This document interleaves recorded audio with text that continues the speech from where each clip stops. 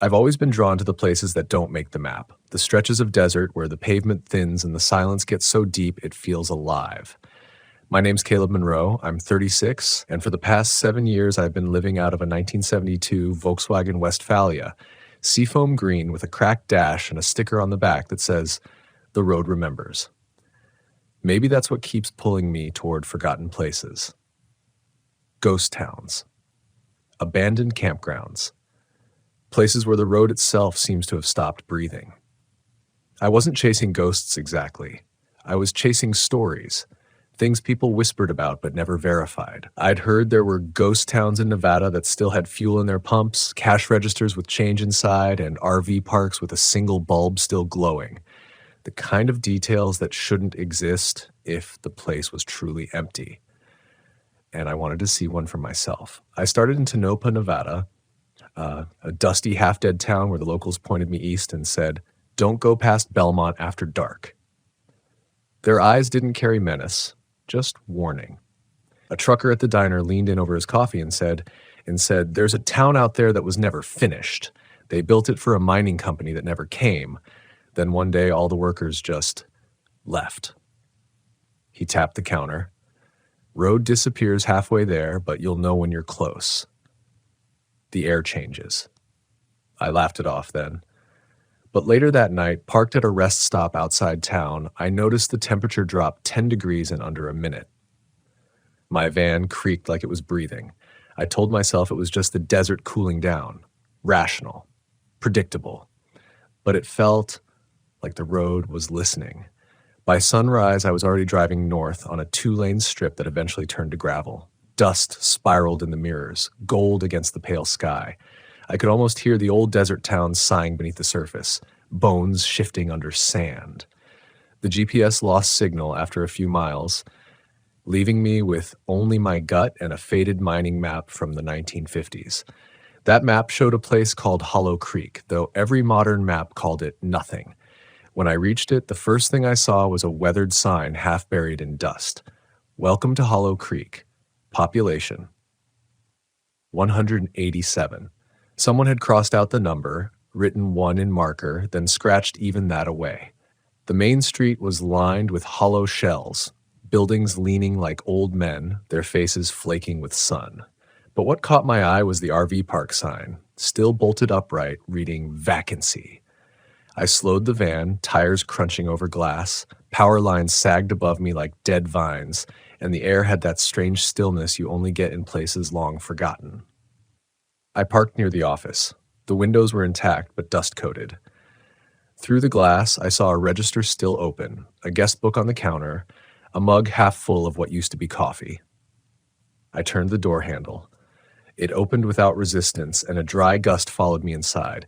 Everything was preserved as if someone just stepped out for a smoke and never came back. The guest book lay open to a page dated June 1989. Each line had names, RV models, hometowns, until the last entry. It was just a single word written in block letters that dug into the paper: returned. The back of my neck went cold. Returned what or who? I closed the book and stepped outside. The sun was still bright, but the color felt wrong, too white, too sharp. Across the lot stood 3 RVs covered in dust.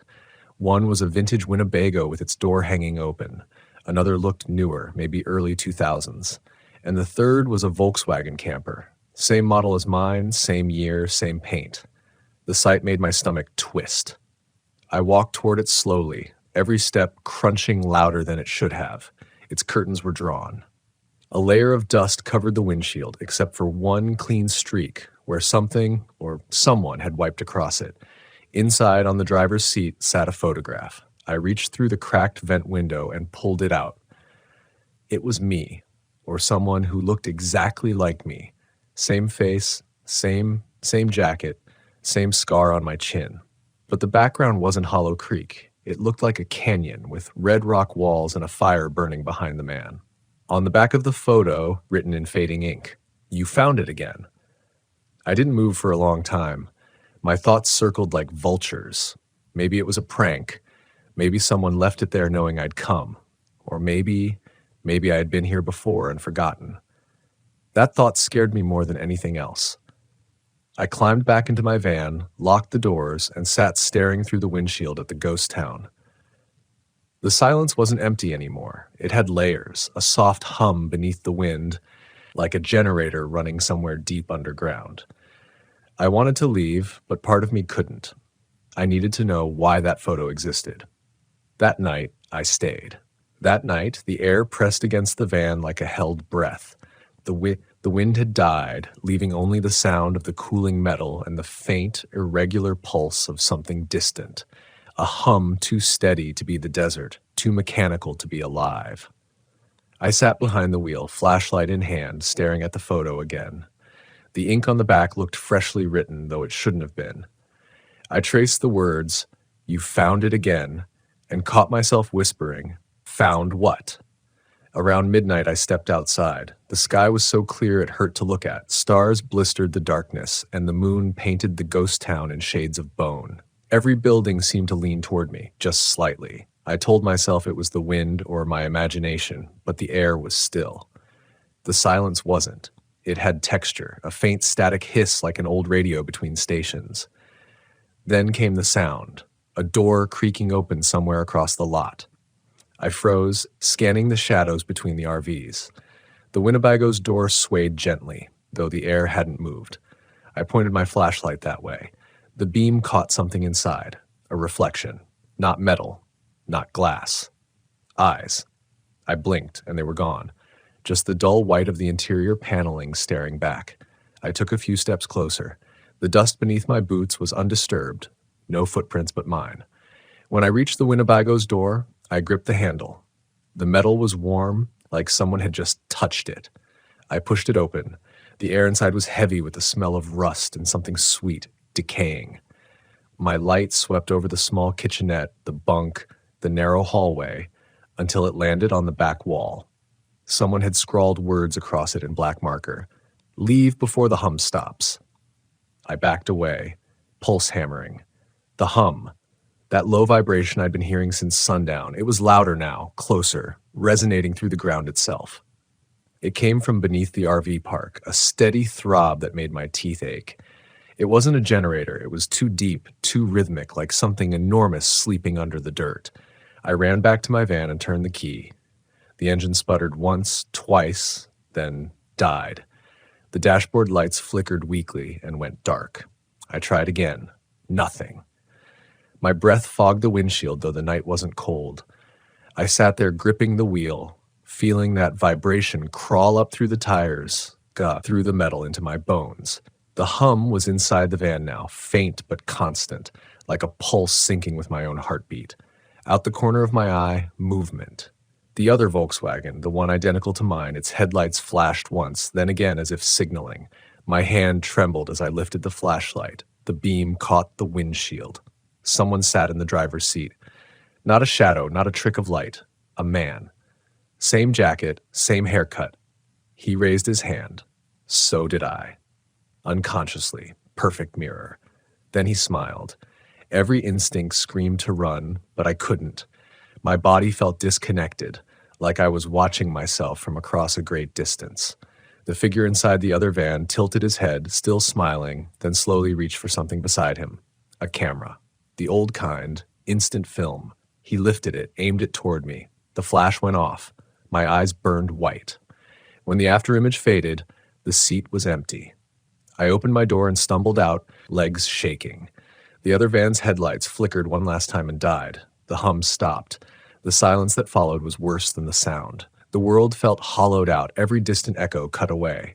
I could hear my own breath, my pulse, the faint grit of dust shifting beneath my shoes, and then faintly a voice.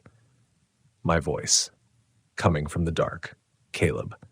It wasn't shouted. It was spoken quietly, as if from right behind my ear. I spun around, light sweeping the lot. Empty. The RVs stood motionless, but the sound came again, soft, patient. You shouldn't have stayed. I ran to the van and slammed the door, hands shaking too hard to grip the keys. When I finally jammed them into the ignition, the engine turned over instantly, smooth and strong, like it had never failed. The hum was gone. The town was dark. Every instinct told me to leave. But when I looked ahead, the road I'd come in on wasn't there. The desert stretched out blank and featureless. No road, no tire marks, no sign of entry, just endless pale dust under the moon. I sat there in disbelief, headlights cutting into nothing. Then I noticed something in the beam, faint outlines of structures ahead, just barely visible through a shimmer of heat. Another town, another hollow creek. Same sign, same buildings, same RV park. A perfect copy. I drove forward slowly, tires crunching over what looked like my own tracks. The van rattled as the hum returned, distant at first, then swelling, stronger than before. My head throbbed in sync with it. I gripped the wheel and pushed forward, desperate to find a way out. But the road only led me back to the same spot. The same weathered sign, the same ghost town, the same identical van parked across the lot. When I stopped, the engine stayed running, but the clock on the dashboard had reset to midnight. Every dial flickered like it was struggling to remember where it belonged. I shut off the ignition. The hum faded again, replaced by the faint click of a Polaroid camera from somewhere outside. I didn't move. Couldn't. Then, slowly, the driver's window began to fog over from the outside. A handprint appeared, perfectly aligned with mine. I should have driven straight through it, through the fogged glass, through the bones of this place, but I didn't. I sat there, staring at the handprint, watching condensation drip down its edges until it faded back into the glass. The silence that followed didn't feel like peace. It felt like pressure, like the whole town was holding its breath with me. The hum was gone again, but something about the quiet felt worse. It was the kind of silence that feels aimed, not empty, but listening. I tried the headlights again. They blinked once, then dimmed. My reflection in the windshield looked pale and wrong, the whites of my eyes too bright. I whispered to myself, "You're just tired." The altitude, the stress. But even my own voice sounded off, delayed, like it was coming from behind me instead of inside the van. I turned around. Empty space. The curtains swayed slightly, though the windows were closed. That's when I realized the air smelled wrong. Not dusty anymore, damp, earthy, like wet soil freshly turned. That smell shouldn't have existed here. This was desert country. But I knew that scent. It was the smell of something buried. I grabbed my flashlight, stepped out, and faced the other Volkswagen, the twin. It sat there perfectly still, every speck of dust illuminated in the moonlight. I could see the Polaroid camera on the driver's seat now, gleaming faintly. My heart was pounding hard enough that I could feel it in my ears. I told myself I was going to grab the photo, look at it, and leave. But as I got closer, the air began to thicken, heavy with static. My hair stood on end. The van door was slightly ajar. I reached for it, hesitated, then yanked it open. No one inside. No sound. Just a faint warmth, as though someone had just vacated the seat. The Polaroid camera was there, and next to it, another photograph. I picked it up carefully. It hadn't developed all the way yet, colors still blooming from the pale void. But I could already make out shapes, the outline of a van, mine, and a figure standing outside it facing the camera. My stomach dropped. The figure's face hadn't fully formed yet, but the outline of the jacket, the posture, even the tilt of the head, it was me. Again, I stepped back, my boots crunching over something. Another photo. Then another. Dozens of them scattered across the dirt, each one a still frame of this same moment, from slightly different angles as if someone or something had been filming me through time itself. My breathing turned ragged. Some of the photos were old, their edges curled and yellowed, but my face never aged. It was always me. Always the same jacket, same scar, same fear tightening my mouth. I dropped the photos and ran toward my van. But halfway there, I stopped cold. The lights in the office building were on, warm, flickering yellow through dusty glass. I hadn't touched that switch. I stared at the glow, my body torn between running and needing to know. The hum started again, low, deep, pulsing underfoot. It vibrated through my ribs, up my spine. I stumbled toward the office, unable to resist the pull. The door creaked open before I reached it. Inside, everything looked exactly as it had, except for the guest book. It was open again. A pen rested across the page, still trembling as though someone had just written. There was a new line below that single word, returned. It read, Caleb Monroe, checked out, 12 a.m. I stared at it, skin crawling. My flashlight flickered, then dimmed completely. The air felt dense, humid, like the desert had turned into a cave. I could hear something beneath the floorboards now, a faint shifting, a scrape like stone against bone. The hum wasn't coming from machinery. It was breathing. The ground shuddered slightly, just once, enough to rattle the coffee mug on the counter. I backed toward the door, but it slammed shut on its own, trapping me inside. My flashlight died completely. For a moment, all I could hear was that subterranean breathing. Slow, deep, deliberate.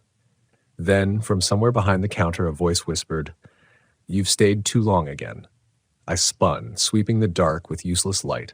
The voice was calm, familiar, my own. "Every time you find this place, you think it's new," it said, closer now. "But you've been coming back. You always come back." I pressed my hands against the door. It wouldn't budge. The hum rose into a whine, and I could feel it vibrating through my skull. I shouted, "Who are you?" And the voice answered, "I'm who you leave behind every time you drive away." The air split with a crack. The floor beneath the counter began to cave inward, dust spiraling upward like breath. A circular pit opened slowly, the dirt sinking into an impossible darkness. The sound was unbearable, a mixture of thunder and groaning wood, like the earth itself was tearing open. I stumbled back, hands over my ears. From that pit, faint, yellowish, flickering like firelight. Inside it, shadows moving. Not human, not clear, but they had shape, figures walking in a circle, endlessly repeating. For a split second, I saw myself among them. That broke me. I kicked the door with everything I had, once, twice, 3 times until the frame splintered. The final hit sent it crashing open. I bolted into the lot, lungs burning, flashlight bouncing in my shaking hand. The other van's headlights flashed again behind me. I didn't look back. I jumped into my van, jammed the key, and for one horrifying second, it didn't respond. Then the engine roared to life. I slammed the pedal and tore out of Hollow Creek, gravel spitting in all directions. My headlights cut across the sign one last time. The words had changed. "Welcome back, Caleb."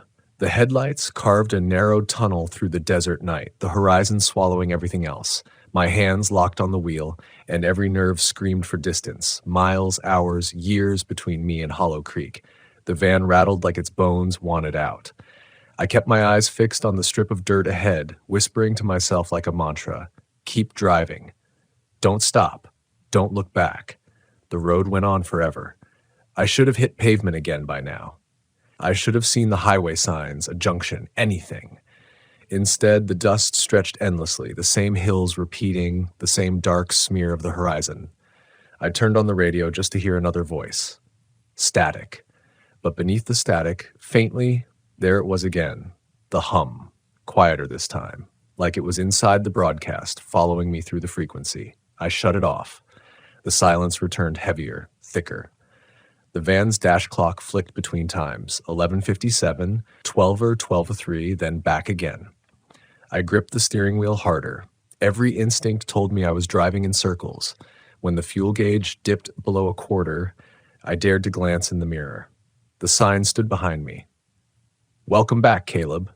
The hum swelled so violently it made my teeth hurt. I slammed the brakes, dust exploding around me, and threw the door open. The air was wrong again, humid, cold, smelling of wet soil and old wood. I staggered out, flashlight trembling in my grip, and turned a slow circle. The road, the landscape, the stars, everything was the same as before. I could even see my own tire tracks looping back toward the ghost town. I fell to my knees, laughing in disbelief that curdled into panic. "You're dreaming," I told myself. "You're dehydrated.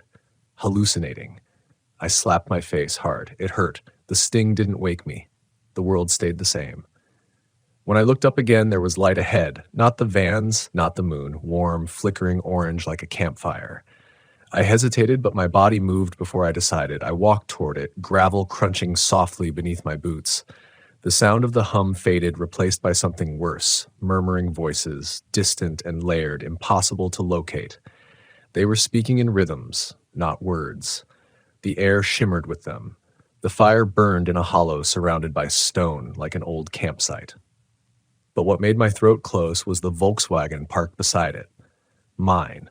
Same paint, same dent on the left fender, same sticker. The road remembers. And sitting by the fire was me. He didn't look surprised. He looked tired. The firelight flickered against his face like he'd been there a long time, waiting.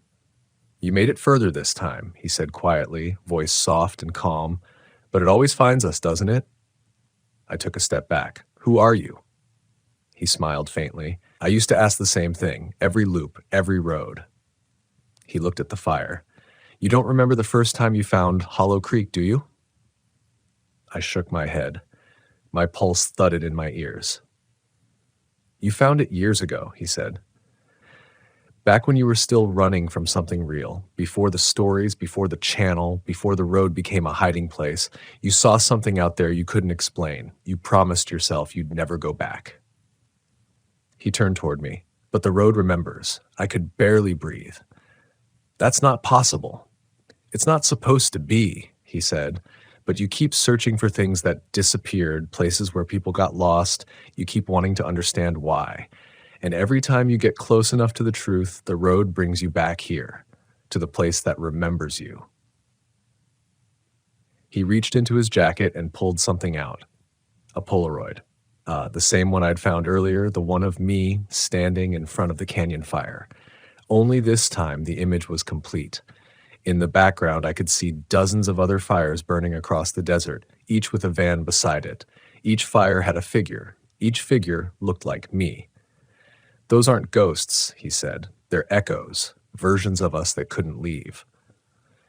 I stared at him, feeling the ground tremble faintly underfoot. "What happens if I stop running?" He looked past me toward the horizon where the hum began to rise again. "Then you become part of the memory." The air shifted, dense, charged. The fire flared bright, the flames leaning toward me as though pulled by breath. My reflection, the other Caleb, stood up slowly. His face softened. "You can still leave," he said, "but you have to stop chasing the stories. You have to stop looking for what you already found." "What did I find?" I whispered. He reached forward and pressed the Polaroid into my hand. The image pulsed with faint warmth, like it was alive. "The road doesn't lead to places, Caleb," he said. "It leads to the parts of yourself you keep burying, and sometimes when you dig too deep, the road digs back." The hum roared up from beneath us, earth-shaking, violent, rising into a scream of vibration. The fire exploded outward in a gust of hot wind.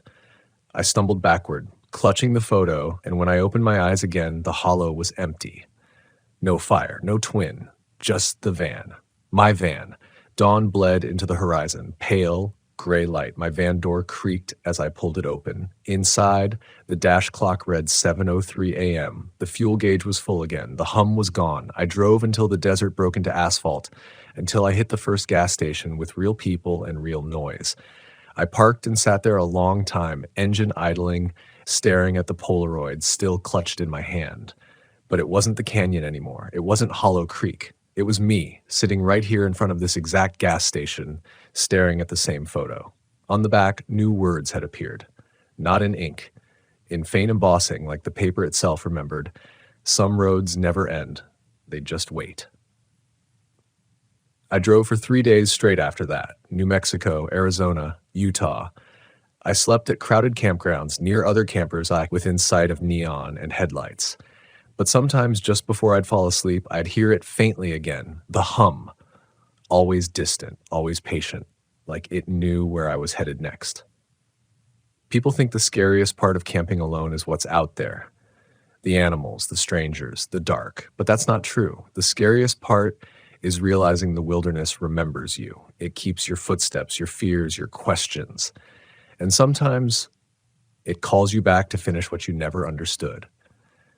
If you're out there chasing the forgotten places, if you're one of us who can't help but turn off the main road, who finds beauty in ruin, just remember this. Every road is a promise, and every promise has a price.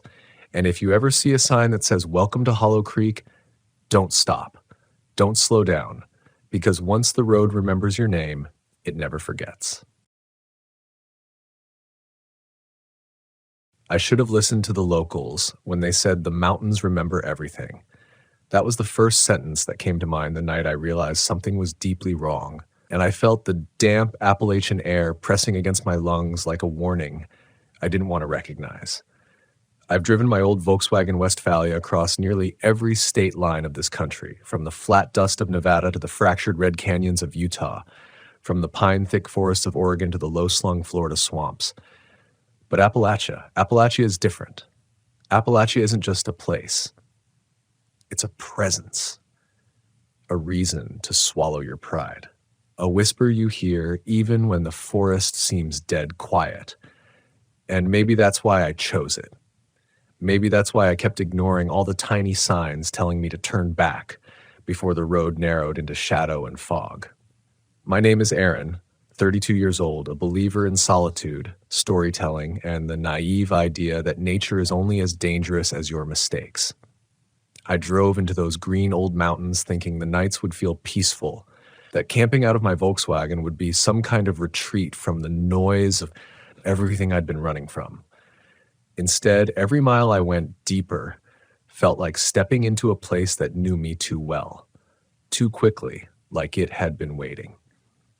I arrived at a nearly empty campground tucked between two ridgelines, the kind that look harmless in the daylight and turn into pitch-black walls after sunset. The weather had been mild all day, but the moment I parked my van and cut the engine, the air changed. It got colder faster than made sense. It smelled earthy, like wet dirt and something faintly metallic on the wind. I figured it was nothing, just the altitude, the typical mountain climate shift. But my instincts whispered that something was unsettled in the air around me. I brushed it off. I'd built up this trip in my head for months. I wasn't going to let weird air ruin what I hoped would be a quiet few days. The few other campers around were mostly older couples or solo hikers, all polite but oddly reserved, like they were calculating whether I'd last a single night. The only one who actually spoke more than a hello was a man in his late 50s named Tom, who rolled up in a small teardrop camper with faded decals. His voice carried that kind of mountain familiarity, not unkind, but wary. He offered me a beer and sat on the wooden picnic table beside my Volkswagen, tapping the toe of his boot against the gravel. "You picked a strange week to camp alone," he said, staring out at the tree line like he expected it to shift shapes while he wasn't looking. "Why's that?" I asked, trying to keep my tone casual. He shrugged but didn't make eye contact. "Strange things happen up here when the temperature drops quick. Folks say the woods get unsettled, more than usual." I laughed lightly, more to break tension than because it was funny. "What kind of strange? Bears?" He shook his head slowly. "No. Bears are predictable." That answer stuck in my chest longer than it should have. But the sun was setting, and I didn't want to encourage more campfire folklore, so I let the conversation drift away. When he stood to leave, he gave me a nod that felt like a warning in disguise. Maybe it was. After he walked off, I crawled into my Volkswagen to get settled for the night. I loved the interior of that van. It felt like a small moving temple. The worn curtains, the faint smell of cedar from the panels, the soft hum of the tiny fan I'd wired into the roof. But that night, the comforting atmosphere felt a little tighter, like the walls had crept an inch closer. I told myself it was just my imagination adjusting to the altitude and the isolation. My nerves were buzzing. I kept trying to breathe slow and steady, letting the rhythm of the forest settle inside me, but instead of calming, I felt the unease stretch and grow. Something about the silence outside didn't feel like silence. It felt like waiting. Then came the first sound, a soft, deliberate tap on the back panel of my van. Not a stick falling, not a pine cone, not a wandering animal brushing past. It was a single, measured tap.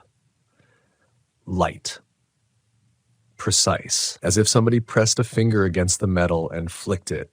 I froze. I listened. Seconds passed. My heart thudded. I tried to rationalize it, wind, debris, my imagination, but every explanation collapsed under the weight of instinct. Instinct knows the difference between accident and intention. The tap came again, a little firmer this time. Then silence. but not empty silence, the kind that feels like something beyond your line of sight is holding its breath with you. I slid toward the small side window, peeling the curtain back just an inch. The fog had begun to drift in across the campground, swallowing the edges of the trees until they looked like tall, shifting silhouettes. Nothing moved, no footsteps, no flashlight beams, not even the usual rustling of small creatures foraging around. Just fog and the outline of the trees that seemed to lean closer than when I parked. I stayed awake for another hour, waiting, listening, trying to convince myself that the noise was something harmless. When nothing else happened, exhaustion eventually started to pull at me. I lay down again, promising myself I'd shake the feeling off in the morning. But the night wasn't done. Around 2:30 a.m., the temperature dropped even more. I could see my breath inside the van, inside, and that shouldn't happen with the insulation I had. The smell returned too, stronger now, metallic and cold. I curled into my sleeping bag, hoping warmth would settle my nerves. Instead, something began scraping the outside of the Volkswagen. Slow, measured, like fingertips dragging across the metal in a long arc. My throat tightened, but I didn't move. I didn't speak. I didn't even breathe for a few seconds. The scraping paused, then resumed on the other side of the van. I felt the fear crawl up my spine, a sensation so primal it bypassed all logic. Something about the sound was wrong. Too controlled, too human, not animal, not random. It traced the outline of the van like whoever or whatever it was mapping it. I sat up, my palms sweating, and reached for the handle of the door without opening it. I could feel every beat of my heart echoing through my body. Then came whispering, very faint. So faint I first thought it was just the wind catching sticks. But it grew more distinct, like muffled voices sliding between the fog and the trees. Not speaking words I could understand, not language, more like layered breaths, overlapping tonal sounds that almost formed sentences, but never did.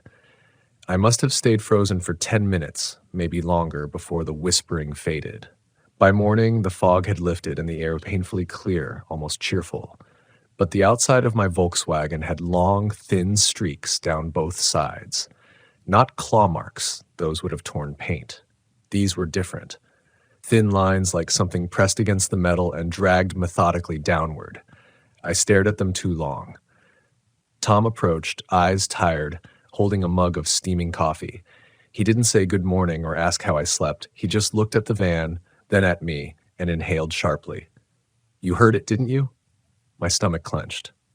"Heard what?" He didn't answer. He didn't need to.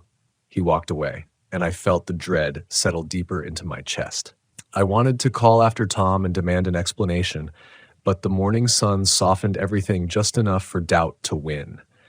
Maybe I hadn't slept as little as I thought. Maybe the streaks were just condensation trails mixed with dust. Maybe the whispering was wind caught between the van and the ridge. I kept telling myself those things, repeating them like a mantra, but each excuse dissolved the moment I stepped farther from the Volkswagen, and the tree lines swallowed the light in a way I couldn't explain. I tried distracting myself with routine, brewed coffee, checked my gear, took a short walk around the campground. The whole place felt strangely empty. I passed a couple of sites that had been occupied the day before. An older woman with a border collie, a young guy who had arrived late and pitched a small tent, but now they were abandoned. Gone. No vehicles. No footprints. Not even a fire ring still warm, as if they had never been there at all. A thin line of irritation cut through my fear. I hated how easily my mind spiraled when something didn't make sense. I hated that I could still let fear dictate logic. I knew better. I had camped everywhere, from deserts where winds screamed like a chorus of ghosts to forests so dark they swallowed stars whole. I had slept through storms that shook my Volkswagen on its axles. But this was different. Something about this place worked its way under your skin before you noticed it. By mid-afternoon, Tom reemerged, carrying a small hatchet and a bundle of firewood. He stopped several feet away from my sight, not crossing the invisible line of space people usually respected. He studied me like he was gauging how much truth I could handle. You planning to stay another night? He asked. I nodded. Yeah, why wouldn't I? He let out a slow exhale. Because staying more than one night here, that's when things get complicated. I waited for him to elaborate, but he didn't. He knelt and set the firewood down, adjusting it one piece at a time with meticulous care that, like the arrangement, mattered. When he finally looked up, there was a heaviness behind his eyes. You hear tapping, scraping, voices, anything like that? He asked. My stomach twisted, but I refused to admit anything. Why are you asking? That's the pattern. He scratched at his beard.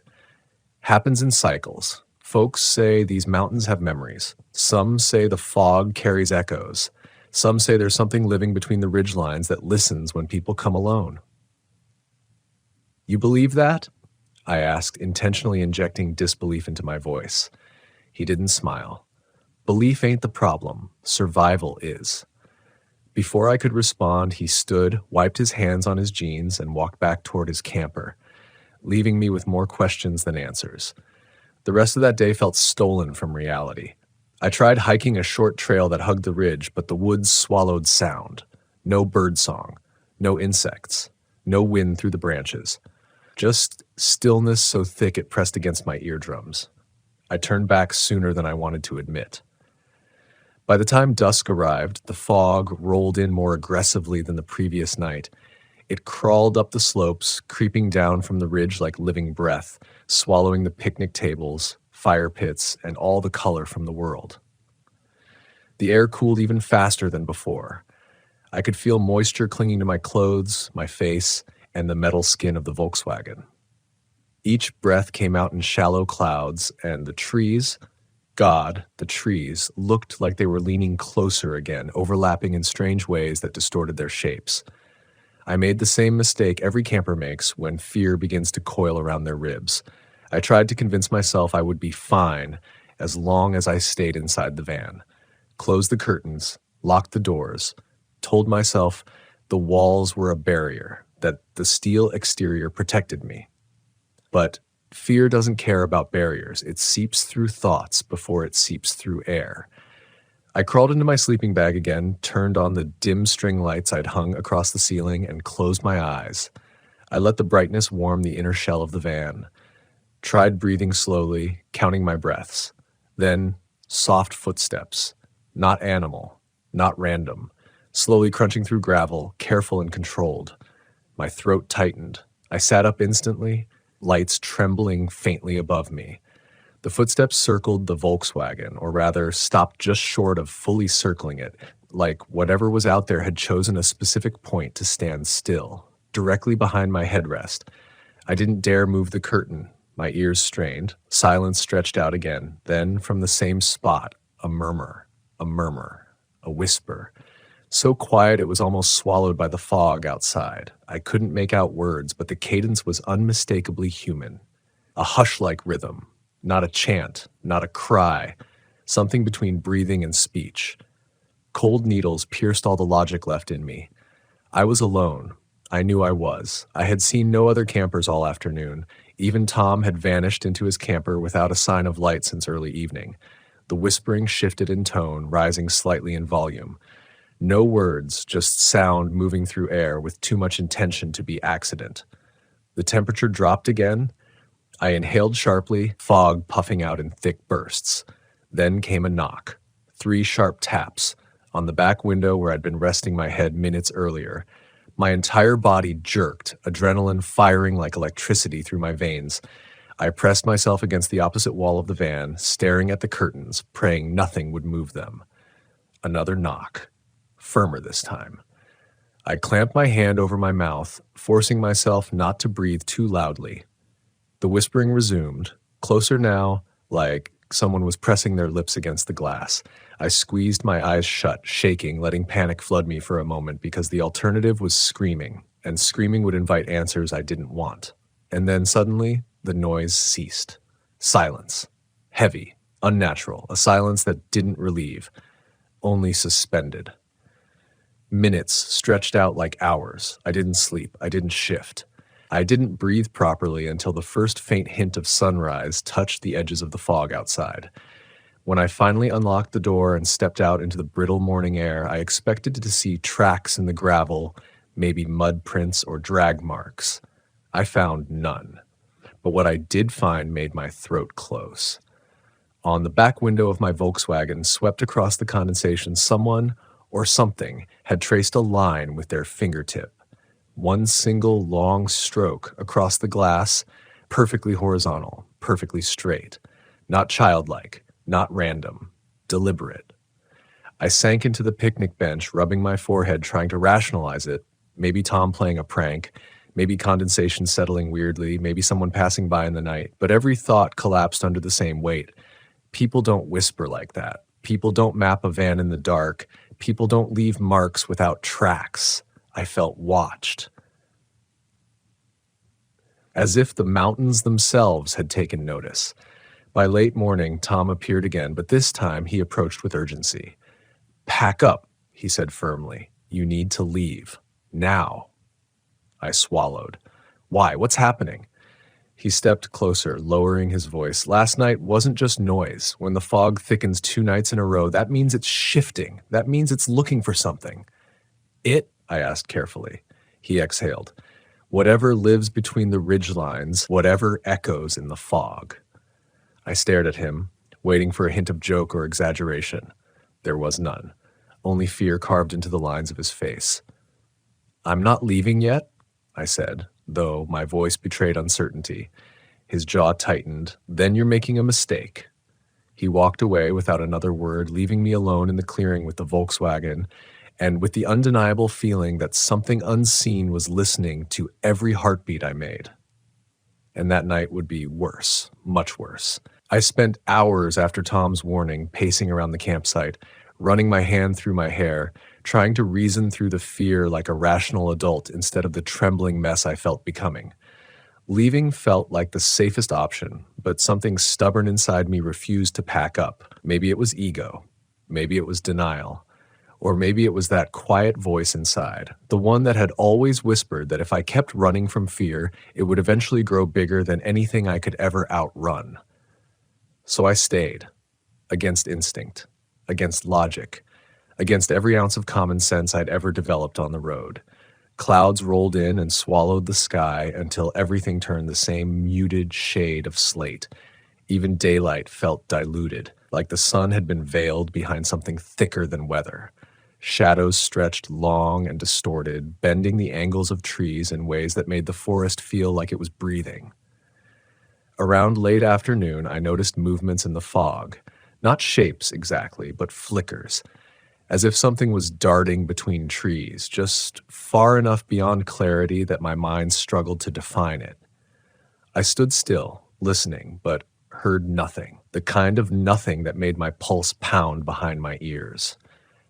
The quiet was wrong again, too deliberate, the kind that felt curated, manufactured, like silence was being imposed rather than occurring naturally. Every instinct begged me to leave, but leaving meant driving out through narrow mountain roads with fog pooling like liquid across every bend. Leaving meant admitting that fear had won. So I tried forcing normalcy, opened my camp stove, heated a small pot of chili, tried eating, but every sound I made felt amplified against the stillness. Every clang of metal, every rustle of a bag, every breath. I caught myself chewing softer, slower, like anything louder might attract attention. By dusk, Tom's camper lights remained dark, and his site looked untouched since morning. No chair moved, no firewood disturbed, no sign of life at all, as if he'd been swallowed whole. A knot tightened in my stomach. The fog thickened again, thicker than before, rolling low, hugging the ground, then rising in columns between the trees. I could barely see 15 feet beyond my van. Every outline blurred, looking more like shadow than shape. The tree line bent as if leaning toward the Volkswagen, as if listening. I locked myself inside early. Inside the van, air felt stale, heavy, like the atmosphere had thickened with something invisible. I closed the curtains, but closing them felt like closing my eyes in the presence of something watching. Hours passed. No tapping this time. No footsteps. Just silence. A silence so deep it pressed against my skull and made my heartbeat feel like the only sound in existence. I tried lying down, but every muscle stayed taut and alert, my senses sharpened to painful awareness. I stared at the ceiling of the van, the soft glow of the string lights casting small halos that pulsed faintly with each breath I took. Then, so faint I thought I imagined it, I heard breathing outside the van. Not animal breathing, human breathing. Slow, uneven inhale, exhale, exhale, right outside the driver's door. I sat up, clutching the inside handle. The breathing deepened, grew louder, closer. I held still, my own breath caught in my throat. The breathing shifted, now right outside the sliding door. I dared not move. A soft scrape traced across the door panel, like someone dragging the back of their fingernails across the metal in a slow, lingering arc. Then came a voice, not whispering, not murmuring, but humming. A low, toneless hum, sustained, vibrating through the metal like it was trying to resonate inside my bones. I froze. Every nerve ending fired at once. The hum grew louder, clearer. It wasn't a tune. It wasn't familiar. It was a sound with no melody, like someone humming without understanding what music was, like something imitating humanity imperfectly. My throat clenched, my palms slicked with sweat. The interior of the Volkswagen suddenly felt way too small. The hum stopped abruptly. Silence crashed down. Then gently, something pressed against the van. A hand. Flat. Firm. Pressing just behind my headrest, indenting the metal, shifting the frame ever so slightly. I felt it. I felt the pressure ripple through the structure of the vehicle. The whole van trembled as if something was leaning against it, testing its weight, testing its boundaries. I clenched my teeth, shaking uncontrollably, and it whispered, "Stay." One word. Clear. Crisp. Full of intention. A voice that mimicked humanity but carried no warmth, no emotion, just command. My blood iced. I couldn't breathe. The hand withdrew, slowly, deliberately, like it wanted me to know it could press harder if it chose. And then nothing. No footsteps retreating, no rustling, just absence. Minutes, or maybe hours, slipped by before sound returned in the form of distant movement, branches snapping softly in the woods like someone stepping too lightly to be human, but too heavy to be animal. I didn't sleep. Not a second. I waited in absolute stillness until pale dawn bled through the curtains, lightening the interior just enough to see my trembling hands. When I finally stepped outside, I expected footprints, scuff marks, indentations in the dirt. There were none. But on the sliding door, where I had felt that pressure, was a perfect handprint smeared into the condensation. Large, too large, fingers long, too long. The spread unnatural, almost spidery, as if a hand had been dragged across dimensions to reach this one. I stared at it until I felt dizzy, and then a voice cut through the stillness behind me. "Thought I'd find you here." I spun around. It was Tom, alive, but not the same. His face looked drained, like he hadn't slept in a week. His eyes were red-rimmed, distant. He moved slowly, as if weighed down by exhaustion or something deeper. "Why didn't you leave?" he asked, voice strained. I didn't answer. He stepped closer, glanced at the handprint on my van, and exhaled sharply. "You stayed too long. It knows you now." My skin crawled. "What knows me?" He glanced toward the fog creeping through the trees. His expression hardened. "This place remembers everything. It remembers everyone. And sometimes it doesn't let go." A gust of wind whipped past us, carrying with it a faint echo. A hum, low, toneless, coming from somewhere deep within the trees. Tom grabbed my arm, hard. "You need to leave. You need to leave now, and don't look back." I didn't argue this time. Instinct finally overpowered ego. I scrambled into the driver's seat, cranked the ignition, and the Volkswagen roared to life, engine shaking like it felt the urgency too. As I backed out, I looked for Tom, but he was already walking into the fog, swallowed by it, his silhouette fading into the rolling white until I couldn't tell if he'd been real at all. I hit the gas. Hard. The road twisted and turned, fog curling around the van in tendrils that brushed the windows like fingers trying to pat me down. My breath came in shallow bursts. Every shadow looked like it held something watching. The humming, the humming followed me all the way down the first mile, echoing off the ridges, vibrating through the valley until it felt like it was coming from the Volkswagen itself. I didn't stop. Not once. Not even when the fog thinned and sunlight stabbed through the treetops. Not even when I reached the main road and the mountains shrank in the rearview mirror. Only when the last ridge disappeared behind the horizon did I finally pull over and let myself breathe fully again. But something stayed with me. Not fear. Not dread. A presence. A memory. A whisper lodged deep in the back of my mind. Stay. Even now, far from Appalachia, in places where the sky feels open and the air doesn't bite, I still hear it sometimes. At night when fog crawls across the ground or when silence stretches too long between breaths. And every time I step into my Volkswagen, every time I close the curtain or lock the door, I can't shake the feeling that something followed me. Something that learned my rhythm, my breathing, my patterns. Something that remembers and waits. Because some places don't want you to leave, and some places don't forget. They say that stories are supposed to end, that you reach a point of clarity or closure or some final chapter that lets the world make sense again. But out here in the wild edges of America, on roads where the pavement ends and the trees start whispering, you learn that not all stories end where you think they should. Some stay open, some keep breathing long after you've driven away. My name's Matt. I'm 46 years old, and I've been living on the road for 5 of those. Not running from anything, not really, just trying to find the kind of quiet that cities can't offer. My home is a 30-year-old RV with a cracked windshield and a roof I patch with tape after every storm. I like places where the air smells like pine, and the nights are so dark you can't tell where your thoughts stop and the forest begins. That's what led me to the forgotten stretch of highway just outside the Bridger Teton National Forest in Wyoming. I'd been told there were some old campgrounds up there, abandoned after a rock slide cut off the access road years ago. Perfect, I thought. No crowds, no generators humming through the night, just me, the stars, and the sound of the wind against the valley. The road there was half eaten by erosion, the edges crumbling into a ravine that disappeared into mist. My tires skidded on gravel more than once, and the whole rig groaned like it was remembering every mistake I'd ever made. When I finally rolled into the clearing, the sun was a weak orange coin behind the mountains.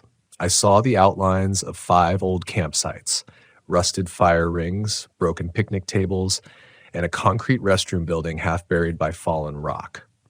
I parked near the tree line, killed the engine, and stepped out into silence. Not the peaceful kind, but the kind that presses on your eardrums. The kind that makes you think something's waiting for you to make the first sound. I told myself it was just altitude and nerves. I'd driven too long that day. My mind was catching up to the quiet, but that feeling didn't go away. It stayed, lingering in the corner of my perception, like a half-heard voice you can't place. That night, I built a small fire and sat close, drinking coffee from an enamel mug. I remember the way the shadows of the trees leaned in as the flames snapped and cracked. The smell of wet moss and old ash filled the air. I should have felt calm. Instead, I kept glancing at the restroom building. Its door was missing, and the interior was pitch black. Every now and then, I thought I saw a faint shimmer inside, like water reflecting light. But when I looked straight at it, nothing was there. Around midnight, I turned in. The wind had picked up, and my RV creaked with every gust. I left one window cracked for air, listened to the forest breathe. Sleep came slow, broken by dreams that felt too close to waking. At some point, I woke to a sound that didn't belong to any animal I knew. 3 sharp knocks, not on the door, not on the walls. Underneath the RV, I froze. The knocking stopped as soon as I moved. My pulse hammered in my ears. I waited, holding my breath, telling myself it could have been rocks settling or branches scraping the undercarriage. I even laughed under my breath, nervously, like someone talking themselves out of fear. Then I heard it again, slow this time. 1, 2, 3. I grabbed the flashlight from beside my bunk and crouched near the door. I told myself I'd just open it fast, shine the light, scare off whatever animal had wandered under. Simple, logical. When I opened that door, the cold hit me first, sharp, unnatural, like stepping into a freezer.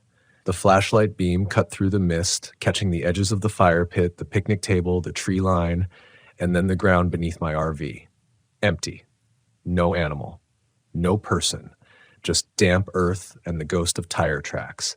But I noticed something else, a thin line of water trickling out from under the vehicle, snaking away toward the restroom building. I crouched and touched it, cold as ice. It hadn't rained, there was no stream nearby. I followed the trickle until it disappeared into the dark mouth of the restroom. The smell hit me before I reached the entrance.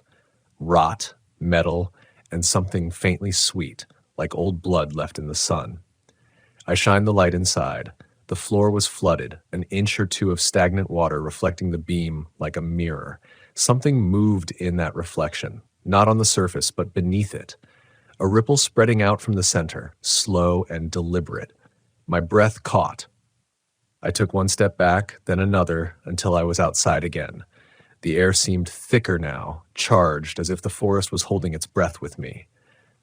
Then, from inside that building, came a sound that didn't fit into anything natural, like someone gasping through water. That's when I ran. I didn't think, didn't pack, didn't shut the door. I just started the engine and tore down the road, gravel spraying behind me. The headlights flashed through the trees like lightning, and for a second I thought I saw figures between them, people standing in the mist, facing the road, their arms hanging limp. By the time I hit the main highway, I was shaking so hard I had to pull over. I told myself I'd imagined it. That exhaustion and altitude had played tricks on my senses. But when I got out to check the RV, just to reassure myself, the back tires were wet. Not muddy, not rain-soaked, wet with that same icy water. And there were fingerprints. Handprints, really, smeared along the lower panels. Dozens of them. They weren't mine. For the next few days, I couldn't shake the feeling that something had followed me. Every night, I'd hear faint tapping on the floorboards. Sometimes I'd wake up drenched in that same cold sweat, the smell of stagnant water, heavy in the air. I even stopped once at a service station outside Dubois, Wyoming, and asked the old man behind the counter if he knew anything about the closed-off campgrounds up the mountain. He looked up from his newspaper, eyes sharp under a weathered brow. "You went up there?" he asked. "Yeah," I said. "Didn't know it was off limits." He stared at me for a long moment before answering. "They closed that road for a reason. Flood took out a few sites back in '92. Whole section of ground caved in overnight. Rangers found the campers' rigs washed into a sinkhole. Never found all the people, though." He leaned in a little. "Water's still there, they say, but it ain't rain." I didn't ask what he meant. I didn't want to know. That night, I drove farther than I should have, pushing south toward Utah. I told myself distance would help, that maybe the mind needs miles to heal from things it can't understand. But when I stopped at a rest area near the Colorado border, I saw it again, just a dark puddle under the RV, rippling even though there was no wind. That's when I started to realize this story might not be finished. For weeks, I kept driving. Through Utah's Red Canyons, across Nevada's barren flats, past small towns that looked like they'd been emptied overnight. I told myself I was chasing warmth, that I just needed distance between me and that cursed patch of forest. But the truth is, I was running from a story that wouldn't end. Every night I'd park somewhere different. Truck stops, rest areas, dirt pullouts under the stars. And every night, the same thing happened. I'd wake to that faint dripping sound, like water hitting metal. I'd search every pipe, every joint, every inch of the undercarriage, but the source was never there. It was always outside, just far enough to make me question my sanity. One night near the Utah-Arizona border, I pulled into an unmarked clearing off a service road. The GPS didn't name it, just a blank patch of green. I figured if I stayed somewhere that didn't officially exist, maybe whatever haunted me couldn't find me either. The air was thin and dry, but I still smelled that same thing as soon as I stepped out, the faint sweetness of stagnant water. I told myself I was imagining it. I unpacked my folding chair, sat by the RV side, and tried to watch the stars. For a few minutes, I almost believed I was free. Then I heard the humming. It started soft, a low vibration that seemed to come from under the ground, not from any direction. My coffee trembled in the cup. The metal shell of the RV resonated like something deep beneath the earth was stirring. I stood up, scanning the horizon. No lights, no cars, no wind, just that impossible sound. Then it stopped, suddenly, cleanly, as if it had never been there. I was halfway back to the door when my headlights flickered on by themselves. Both beams cut through the dark and focused straight ahead, illuminating something I hadn't noticed before, a small wooden sign half buried in dust. I walked closer, my stomach tightening. The paint was faded almost to nothing, but I could still make out one word: closed. I turned back toward the RV, ready to leave when I saw it. A dark, wet trail running from under the vehicle into the desert. The dirt was dry all around it, but the line shimmered like oil. I followed it with my flashlight, and as I did, the air seemed to grow heavy again. My steps felt muffled. The beam caught on something glinting near a cluster of rocks, an aluminum tag. I brushed away the sand. It was an old RV license plate, Wyoming. And the numbers, they were mine.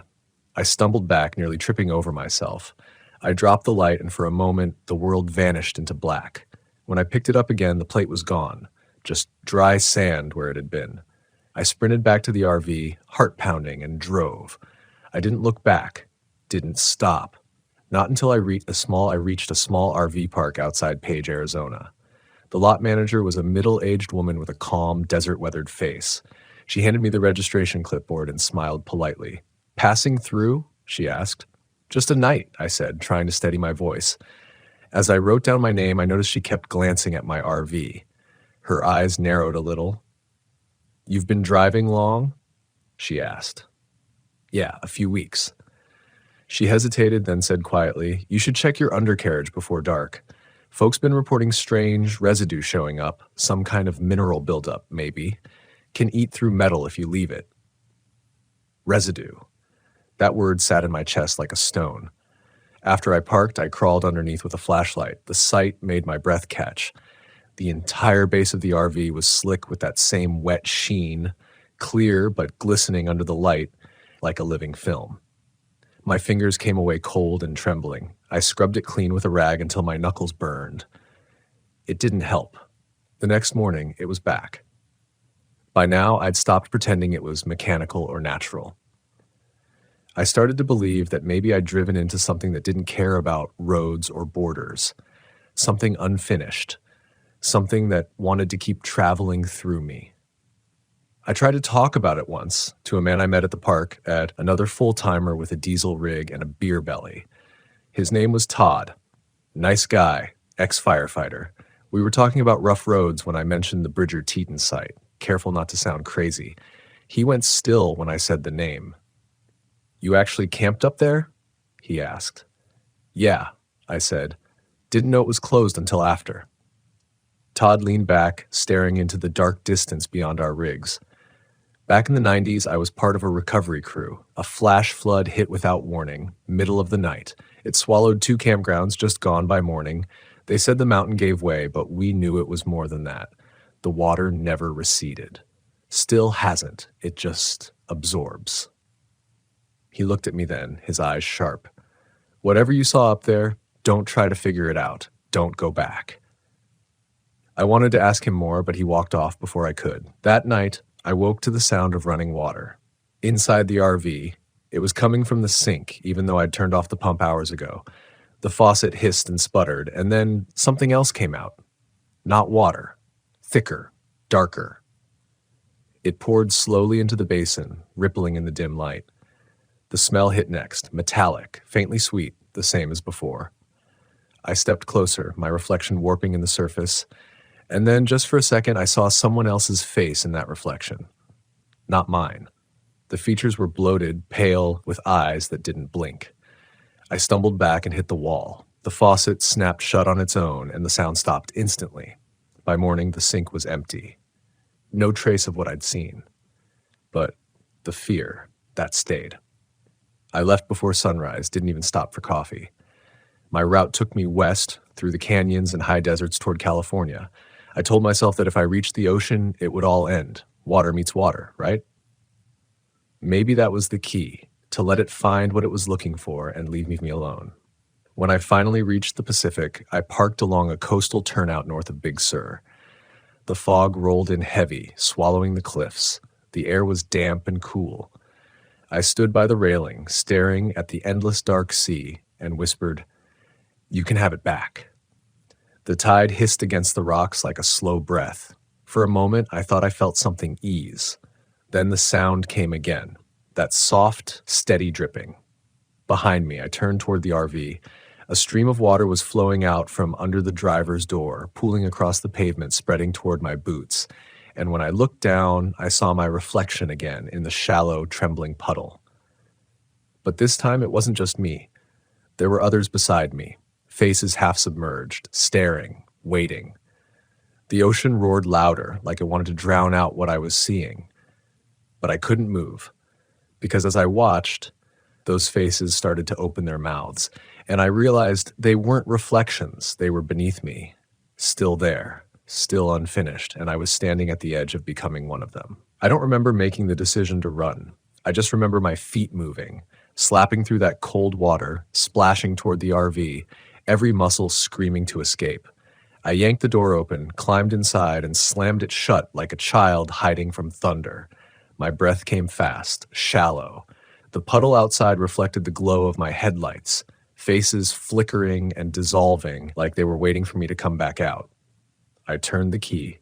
The engine sputtered once, then died. Tried again. Nothing.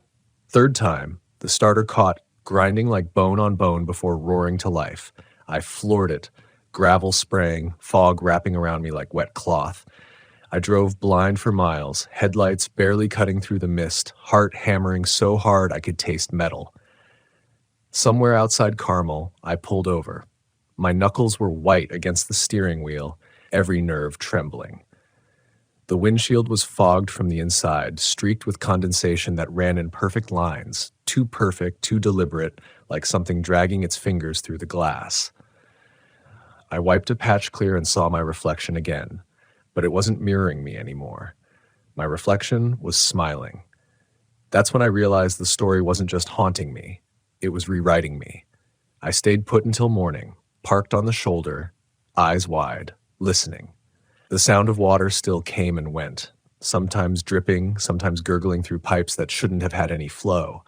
But what scared me most wasn't the noise. It was the silence between them, the way it felt expectant. When daylight came, I drove inland toward Bakersfield, trying to put space between me and the coast. I needed answers, something rational, even if it was bad plumbing or hallucination. I pulled into a mechanic's yard, an old place with faded signs and rows of gutted RVs waiting for mercy. The owner, a thin man named Ray, squinted at my vehicle like it was a puzzle he'd already seen too many times. "Looks solid," he said, circling. "What's the issue?" "Leak," I said. "Somewhere underneath. Keeps coming back no matter what I do." He crawled under, flashlight in hand, muttering as he inspected. 5 minutes passed, then 10, then silence. "Ray?" No answer. I crouched, bent down, and saw the light still shining from under the RV, but it wasn't moving. It was submerged. The ground beneath him glistened black. I dropped to my knees. "Ray!" He crawled out slowly, pale, shaking his head. His hands were wet. "There's nothing wrong with your lines," he whispered, "but the ground under your rig's soaked, bone dry all around it, but soaked under you. I've never seen anything like it." I wanted to laugh, cry, maybe both. Instead, I handed him a wad of cash and left without another word. That night, I parked behind a closed rest stop outside Tehachapi. The air was still, dry, quiet. I thought maybe, just maybe, it would end here. I shut off the engine, turned out every light, and sat in the dark. Hours passed. Then, just before sleep, came that soft, deliberate knocking again. 3 times. Under the floor. This time I didn't look. I didn't move. I just whispered into the dark, "I know you're there." And for the first time since Wyoming, the knocking stopped. A voice followed instead. Not loud, not whispering, just there, calm, almost gentle. "You left before it was over." My heart went still. The air in the RV turned heavy, pressing down like water. My ears popped. The walls creaked as if submerged. I could hear the faint rush of current, the gurgle of something deep and patient moving below. "What do you want?" I managed to say. No reply, just the faint sound of breathing. Then, slowly, the temperature dropped. Frost bloomed along the windows, spidering from the edges inward. My breath came out white, and then I saw it. Something rising from the shadows beneath the sink. At first it looked like steam, but thicker, denser, twisting upward. It formed the outline of a face, the same face I'd seen in the water before. "Finish it," it said. I don't know if I screamed. I remember grabbing the ignition key, turning it until the engines screamed back to life. The fog outside had thickened again, but this time it moved against the wind, rolling uphill, swallowing the world. I slammed the RV into gear and drove, headlights cutting tunnels through a living ocean of gray. It felt like driving underwater. The weight of it pressed against every inch of metal, the road slick and reflective beneath my tires. And then the road was gone. There was no crash, no impact, just a sudden silence, the kind that feels infinite. I couldn't tell if I was still moving. The world outside was pitch black, except for faint lights shimmering below me, like campfires seen from the bottom of a lake. I blinked and I was back in the driver's seat, engine dead, everything dark. The fog outside had cleared. I was parked in the same clearing in Wyoming, same broken restroom, same leaning trees, except this time, there were no stars, just water. Endless, still water stretching out past the tree line, reflecting my headlights in impossible ways. I stepped outside, one foot sinking into mud. My breath caught. The air smelled the same as before, rot, rust, and sweetness. In the middle of that flooded campground, something floated, an old RV, half submerged, door hanging open. The license plate was mine.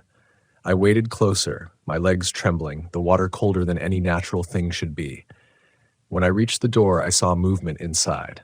A figure sitting in the driver's seat, head bowed. Me, or maybe the version of me that never made it out that first night.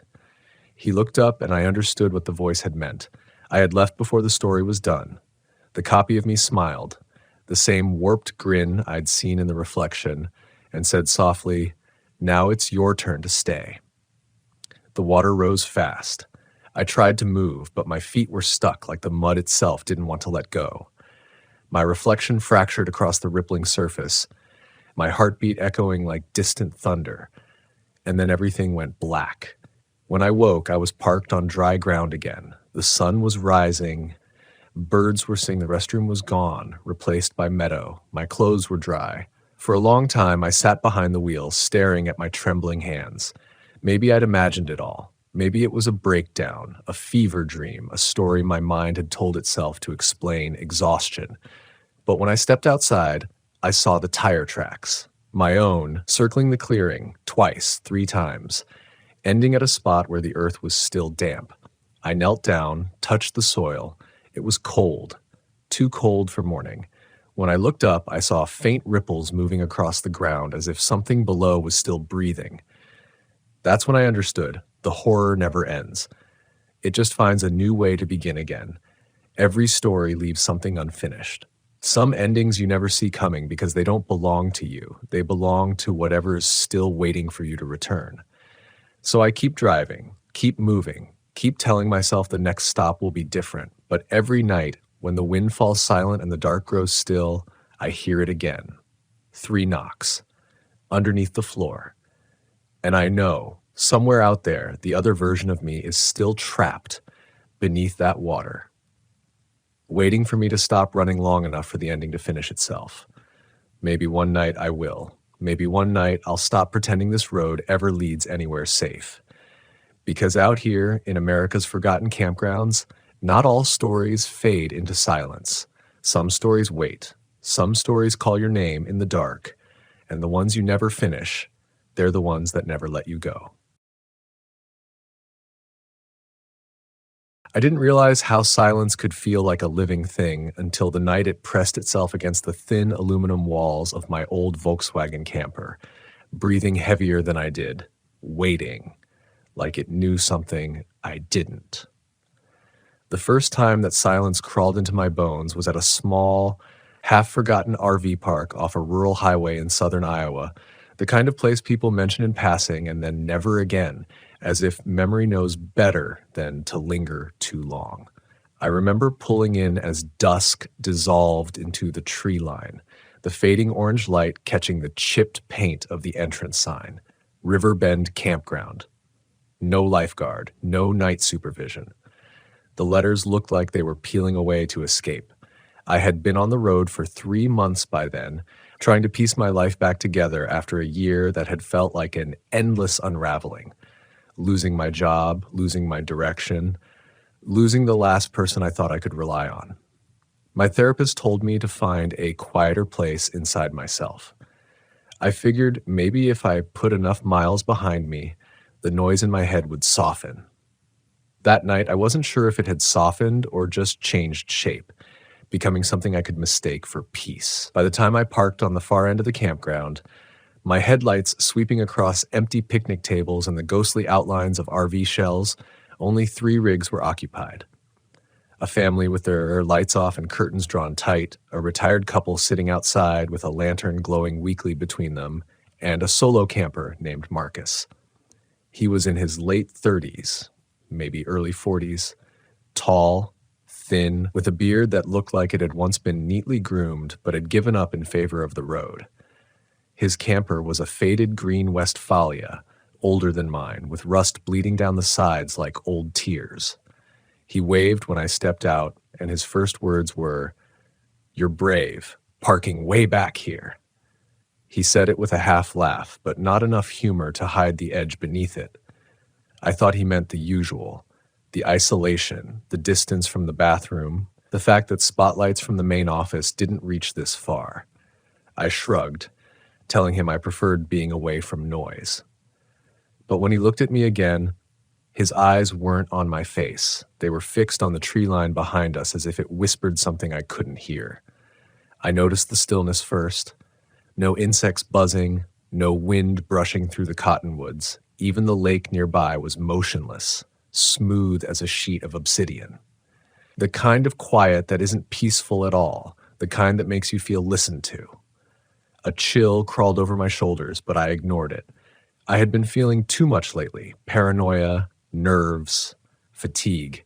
I blamed it on overthinking, on grief, on being alone too long. Marcus nodded politely and returned to his camper. I gave him a small wave and turned to my own, sliding open the side door and letting the comforting familiarity of the Volkswagen swallow me. The smell of old vinyl, the creak of the plywood platform I slept on, the hum of the fridge my dad and I rewired years ago. I cooked a simple meal, just canned soup heated over my portable stove, and by the time I finished eating, night had folded completely over the campground. Outside, the lantern from the retired couple flickered, casting long, shaky shadows.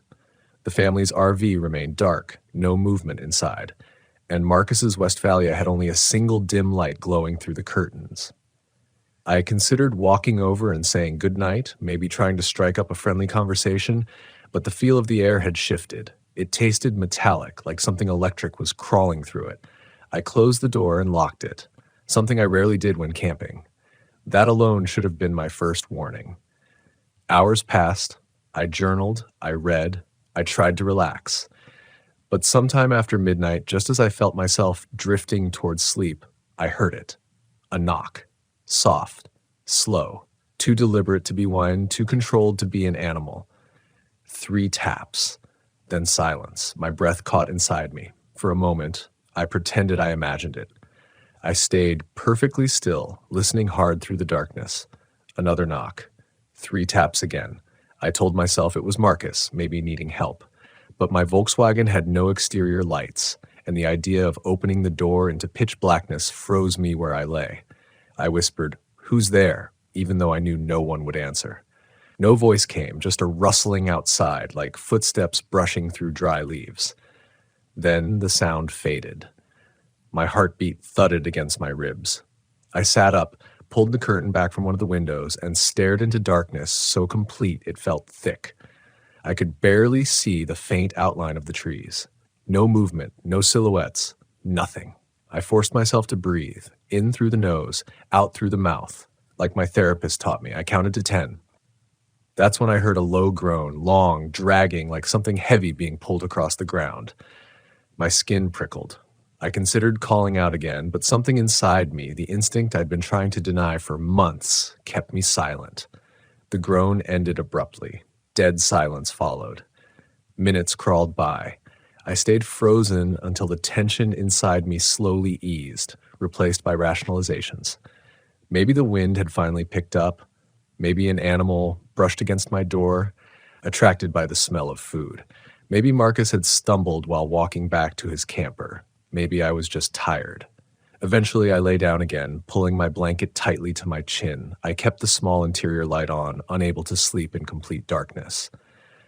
But I didn't sleep long, because at exactly 3:17 a.m., I remember, because I checked, I heard the sound that still haunts me more deeply than the knocks or the groan. A scream. Not loud, not dramatic. It was muffled, strangled, like someone trying to shout through a hand pressed over their mouth. A man's voice, sharp with pain, cut off too quickly. I shot upright, every nerve firing. For a moment, I thought it came from outside my door. But then I realized it came from somewhere farther down, the direction of Marcus's camper. My body moved before my mind caught up. I unlocked the door, grabbed my flashlight, and stepped out into the night. The air hit me like ice. The campground was still dead silent. No lights from the couple's lantern, no glow from the family's RV, and Marcus's Westphalia. The dim light that had been shining through his curtains was gone. I whispered his name, Marcus, expecting no answer. What I didn't expect was the sight that greeted me as I took one step forward, just one, into the darkness. The door of his camper stood wide open, and no one was inside. I stepped closer, my flashlight beam trembling across the empty interior of his Westphalia, catching on the clutter he'd shown me earlier. His backpack, his boots he said he always kept by the door, a battered map of campgrounds spread across the small fold-out table. Everything looked undisturbed, except for one detail that made my stomach twist. His phone lay face down on the floor, cracked as if it had been knocked out of his hand in a struggle. The silence around me was suffocating, thick enough to feel like a physical weight pressing against my ears. Even my footsteps sounded swallowed, as though the ground beneath me didn't want to carry the sound any farther than necessary. I said his name again, a little louder this time, and the cold air ate the sound whole. No rustling, no reaction, no movement, just empty darkness stretching out beyond the beam of my light. My instincts screamed at me to get back inside my Volkswagen, lock the door, and wait until sunrise. But something deeper, older, more stubborn in me refused to do that. Maybe it was guilt. Maybe it was the memory of hearing that strangled scream and knowing I had done nothing. Or maybe it was the old habit I had spent years running from, the need to fix something, to be the one responsible for keeping everything together. I took another step toward the tree line, and the smell hit me. Not something sharp or decaying, nothing obvious. It was subtler than that. Damp earth mixed with something metallic like wet pennies or rust. A smell that didn't belong so close to a maintained campground. Something inside me tensed, a pull between curiosity and dread. I raised my flashlight and swept it across the trees, expecting to catch the gleam of eyes, the outline of a person, an animal, anything that would make this moment make sense. But the beam met nothing but trunks and tangled branches. Then I heard it. So faint I almost dismissed it. A whisper, not a voice exactly, more like breath brushing across leaves in a way that seemed intentional, like something exhaling just beyond the reach of the light. I spun the flashlight toward the sound, but again, nothing moved. The whisper faded, and in its absence, my pulse seemed deafening inside my head. I stepped backward instinctively, and my heel landed on something soft. I jolted, pointing the flashlight down. A glove. Not mine. Marcus's glove. I recognized it from earlier that evening when he'd been adjusting the straps on his spare propane tank. The glove lay palm up, fingers curled as though it had been dropped mid-motion. My throat tightened. I knelt slowly and picked it up. It was damp, but not from rain. There had been no rain. My mind raced through possible explanations: an accident, a fall, a wild animal. But the scream I heard hadn't sounded like someone tripping or slipping on wet soil. It had sounded like pain, controlled, suppressed, interrupted. The flashlight flickered. I tapped it against my palm, but deep down, I felt the shift in the atmosphere before the light steadied. The air seemed heavier, colder, dense, with a stillness so unnatural it made the hairs on my arms stand up. I wasn't sure if the night itself was watching me or if something else was hiding within it, waiting. The thought snapped something inside me, and I backed toward my camper, every step deliberate, making sure not to turn my back completely on the darkness. I reached my door, opened it with shaking hands, and climbed inside, pulling it shut behind me with a force that rattled the frame. I locked it again, twice. My breathing came fast now. I crouched below the window line, dragging my backpack closer to me, searching blindly for my phone. I found it and checked the time, 3:32 a.m. The moment felt unreal. I considered dialing 911, thumb hovering over the screen. But what would I say? There's a man missing? I heard a scream. There's something in the woods that doesn't sound like wind. They would ask for proof, for specifics, for clarity, and all I had was fear. Then, without warning, a dull thump hit the side of my camper. I froze. Another thump, and then a dragging sound, slow, heavy, scraping across the metal exterior like something or someone was being pulled along it. My breath stuttered. I stayed perfectly still, counting each slow drag, each pause between movements. It circled the camper. The footsteps, or whatever they were, made no other noise, just the deliberate scrape against the aluminum body. I cupped my hand over my mouth to quiet the sound of my breathing, the flashlight still clutched loosely in my fingers. My heart hammered so violently I was afraid it would be loud enough to give me away. The sound stopped at my door. I pressed my back against the opposite wall, staring at the handle as if my gaze alone could keep it from turning. For 5 agonizing seconds, nothing happened. Then 3 slow knocks. I didn't answer. I couldn't answer.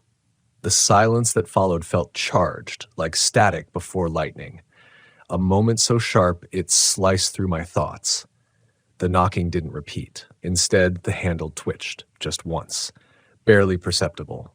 But it twitched. My entire body went cold. I gripped the flashlight tighter, my knuckles white. I waited, tense, prepared for the door to shake, for the handle to turn again, for something to force its way inside. But nothing happened. No more dragging. No more knocks. Just silence. After what felt like hours, time distorted, melting into dread, the first faint blush of dawn began to bleed into the sky. I didn't sleep, not even for a second. I stayed curled on the floor until the interior slowly brightened, until the shadows softened enough that I felt I could look outside without the night looking back. When I finally gathered the courage to open the door, the campground looked unchanged on the surface. Birds chirped, sunlight glinted off dew-soaked grass. A couple stood near their RV boiling water for coffee. A dog barked somewhere on the far end. Life had returned, as if the night had never happened. But Marcus's Westphalia was still open, and he was still gone. The retired couple looked at me when I approached, my voice hoarse, my hands still trembling. I asked if they'd heard anything during the night. Screams, movement, anything unusual. They both shook their heads. The man chuckled and said they slept like stones. The woman said the campground was peaceful, one of the quietest they'd stayed in. I stood there, speechless. Either they were lying, or something had silenced the sounds before they could travel.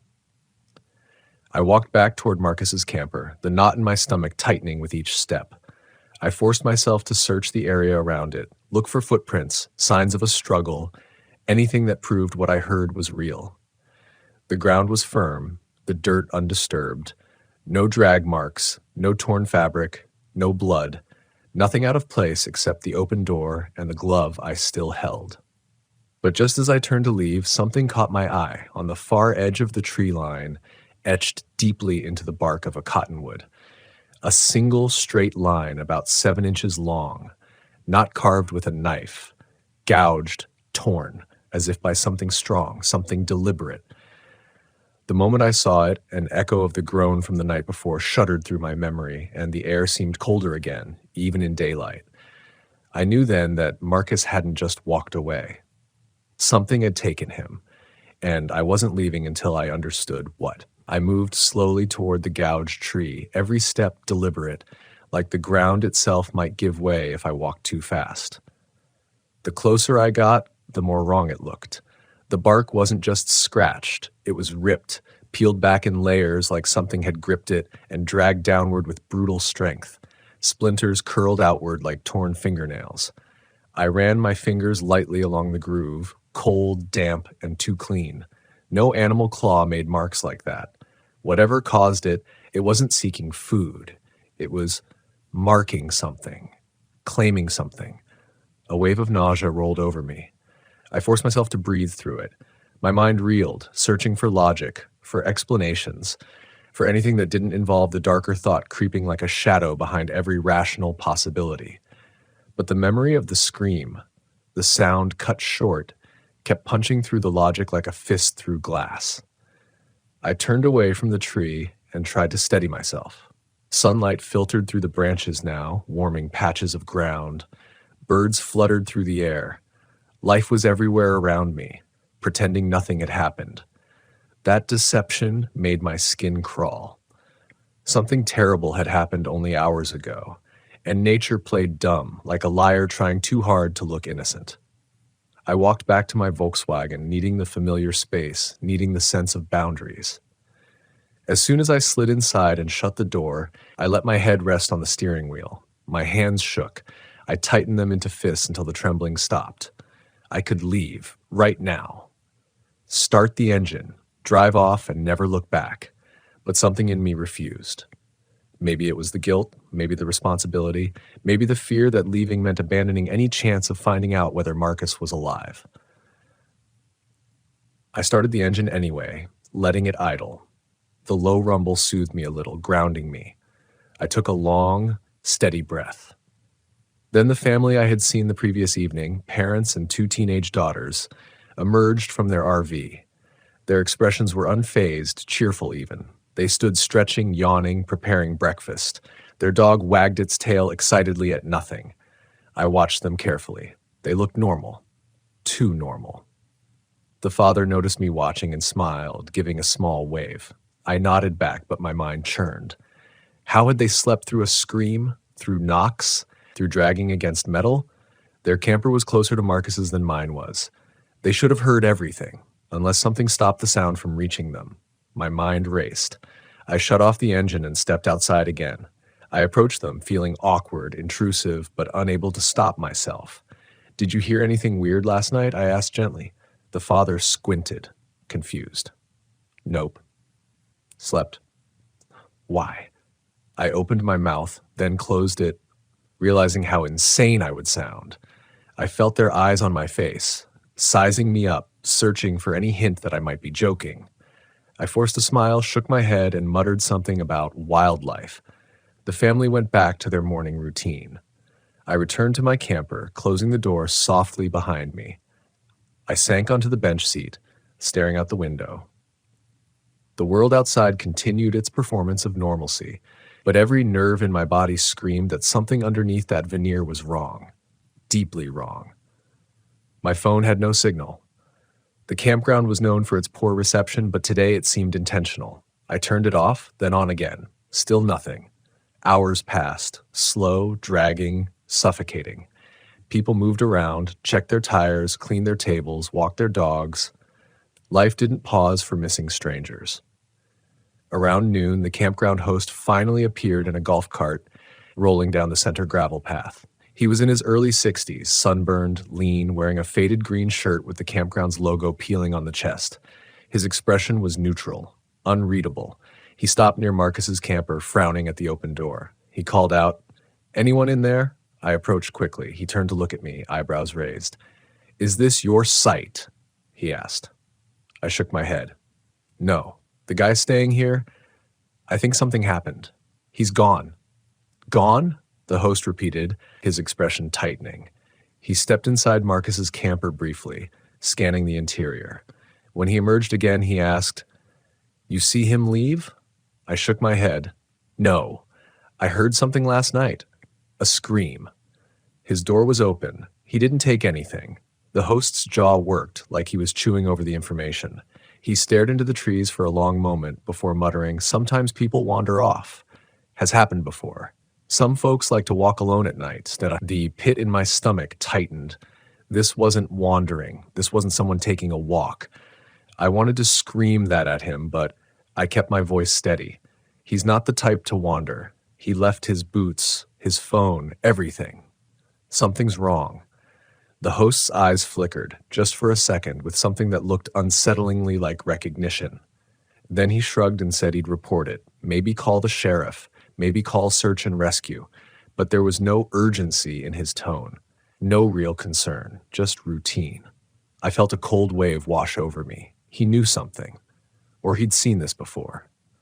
When he drove away without another word, dust trailing behind him like a vague threat, I felt more alone than the night before. By late afternoon, more campers arrived, 3 families, a couple in a fifth wheel, and 2 college-age guys in a beat-up van. The energy shifted.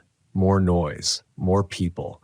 Laughter floated through the air. Dogs barked. Kids ran between sites. The growing crowd gave me a false sense of safety, but the undercurrent of dread remained, pulsing beneath everything like a heartbeat. Then, at dusk, a sheriff's cruiser finally arrived. One officer stepped out, adjusting his belt, squinting at the campground map posted near the office. He looked relaxed. Too relaxed. When I approached him, he listened politely, but with no urgency. He asked basic questions. What did you hear? What time? Did you see anything?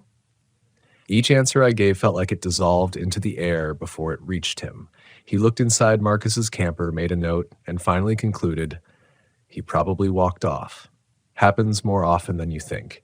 It was like everyone had rehearsed the same sentence.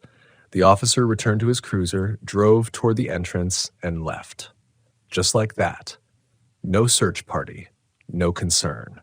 I stood there as the sun dipped below the horizon, the sky turning molten orange, fading into bruised purple.